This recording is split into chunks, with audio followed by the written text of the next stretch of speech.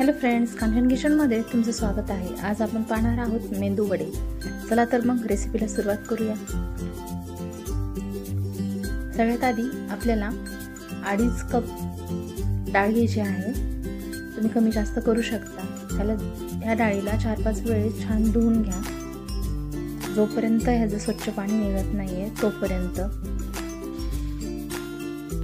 तुम्ही पाहू शकता मी डाळ स्वच्छ धुवून घेतलेली आहे। आता याच्यामध्ये डाळ बुडेल इतकं पाणी टाकून याला 8 ते 9 तासासाठी झाकून ठेवून द्यायचं आहे। माझे 8-9 तास झालेले आहेत। आपण एकदा डाळ चेक करून घेऊया। तुम्ही पाहू शकता डाळ छान मुरलेली आहे।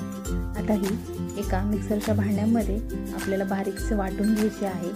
याच्यामध्ये वाटते वेळेस आपल्याला कमीत कमी पाण्याचा वापर करायचा आहे, जेणेकरून आपल्या डाळीचं बॅटर हे अशा पद्धतीचं झालं पाहिजे। तुम्ही पाहू शकता इतकं बारीक वाटायचं आहे। माझी सर्व डाळ वाटून झालेली आहे। तुम्ही पाहू शकता अशा पद्धतीनं तुम्ही वाटून घ्या आणि ह्याला एकाच डायरेक्शनमध्ये आपल्याला असं फेटून घ्यायचे आहे कमीत कमी 10 मिनिटांसाठी।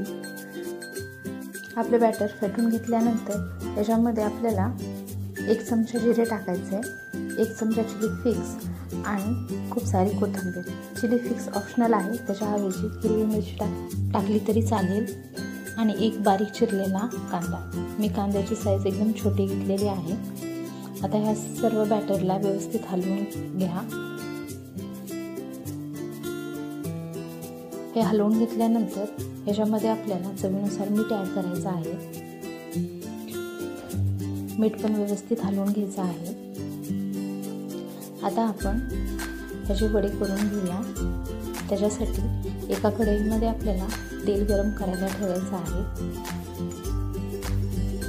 तेल गरम होईपर्यंत एका झाकणाला थोडंसं पाणी लावून आणि हाताला पण थोडंसं पाणी लावून त्याचे छोटे छोटे गोळे करून घ्यायचे आहेत आणि तो गोळा झाकणावरती ठेवून त्याला व्यवस्थित आकार देऊन त्याच्यामध्ये असं होल करून घ्या आणि तेल गरम झालं की आपल्याला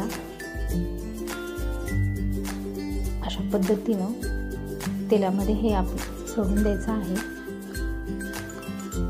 पहिला वडा लवकर पडत नाही, पण नंतरचे पडून जातात। तुम्ही पाहू शकताय छान गोल वडे होतात। आपल्याला अशाच पद्धतीनं वडे करून घ्यायचे आहेत। तुम्ही पाहू शकतात मी 5 वडे करून टाकलेले आहेत। आपल्याला हे ब्राऊन कलर होईपर्यंत तळायचे। अशा पद्धतीनं दोन्ही साईड आपल्याला हलवून तळून घ्यायचे आहेत। आपले वडे तयार झालेले आहेत। अशाच पद्धतीनं सर्व वडे तयार करून घ्यायचे आहेत। मी सर्व वडे तयार करून घेतलेले आहेत। ही रेसिपी तुम्हाला कशी वाटली हे कमेंटमध्ये नक्की कळवा आणि कांचन्स किचनला लाईक, शेअर, सबस्क्राईब करायला विसरू नका। अशाच काही चांगल्या रेसिपी घेऊन आपण पुन्हा भेटूया। तोपर्यंत थँक्यू।